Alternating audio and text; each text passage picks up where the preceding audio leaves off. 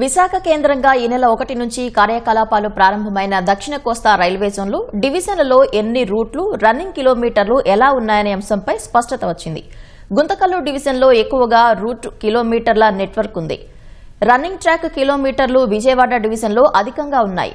4 రాష్ట్రాల్లో దక్షిణ కోస్తా జోన్ పరిధి ఏపీలోనే 97.75% విస్తరించి ఉంది.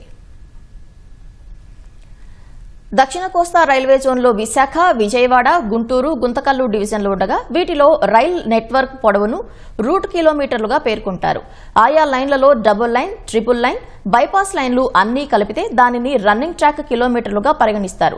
మొత్తంగా జోన్లో 3532 రూట్ కిలోమీటర్లు, 6455 రన్నింగ్ ట్రాక్ ఉన్నట్లు అధికారులు ఖరారు చేశారు.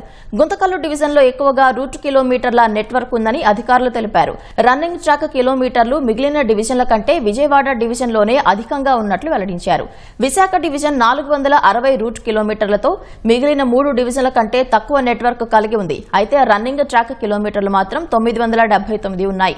విశాఖ నుంచి కొత్తవలస వైపు ఉన్న అదనపు లైన్లు, విశాఖ సమీపంలోని పలు బైపాస్ లైన్లు దీనికి కారణమని అధికారులు చెబుతున్నారు.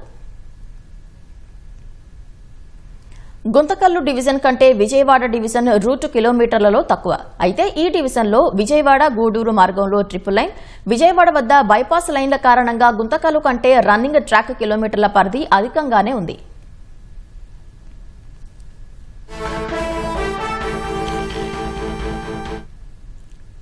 దక్షిణ కోస్తా జోన్ పరిధి 4 రాష్ట్రాల్లో విస్తరించింది.